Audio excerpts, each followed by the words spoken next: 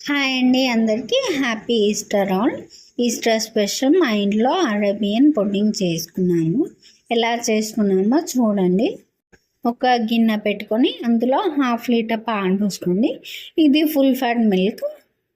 పాలు మరిగేలోపు ఒక కప్పు పెట్టుకొని 3 స్పూన్స్ కస్టర్డ్ పౌడర్ వేసుకోండి. ఇది వెనిలా కస్టర్డ్ పౌడర్.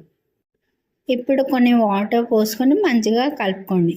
గడ్డలు లేకుండా కలుపుకొని పక్కన పెట్టుకోండి. ఇప్పుడు ఇంకో కప్పు పెట్టుకొని 2 స్పూన్స్ షుగర్ వేసుకోండి. ఇప్పుడు కొన్ని వాటర్ పోసుకొని మంచిగా కలుపుకోండి. షుగర్ కరిగే వరకు పక్కన పెట్టుకోండి. ఇప్పుడు ఇంకో కప్పు పెట్టుకొని ఫ్రెష్ క్రీమ్ వేసుకోండి. అందులోనే మిల్క్ మేడ్ వేసుకోండి. ఒకసారి మంచిగా కలుపుకొని ఇది కూడా పక్కన పెట్టుకోండి. పాలు వేడి అయినాయి కదా, ఇప్పుడు స్వీట్నెస్కి సరిపడా షుగర్ వేసుకోండి.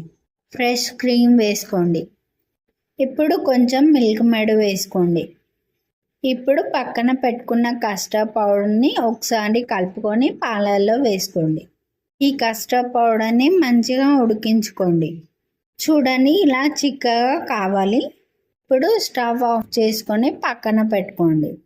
ఇప్పుడు స్వీట్ బ్రెడ్ తీసుకొని సైడ్స్కి ఉన్న బ్రౌన్ పార్ట్ కట్ చేయండి. ఇప్పుడు ఒక బాక్స్ పెట్టుకోండి. చూడండి, షుగర్ మొత్తం కరిగిపోయింది కదా. ఈ షుగర్ సిరప్ బాక్స్లో వేసుకోండి. ఈ షుగర్ సిరప్ బాక్స్ మొత్తం స్ప్రెడ్ చేయండి. ఇప్పుడు కట్ చేసిన బ్రెడ్ స్లైస్ని పెట్టుకోండి. ఒక స్లైస్ బాక్స్ మొత్తం సరిపోదు కాబట్టి చిన్న బ్రెడ్ ముక్కలు పెట్టుకోవాలి. బాక్స్ మొత్తం నింపుకోండి. ఇప్పుడు కస్టర్డ్ పౌడర్ మిక్సర్ వేసుకొని బ్రెడ్కి అంటేలా మొత్తం స్ప్రెడ్ చేసుకోండి.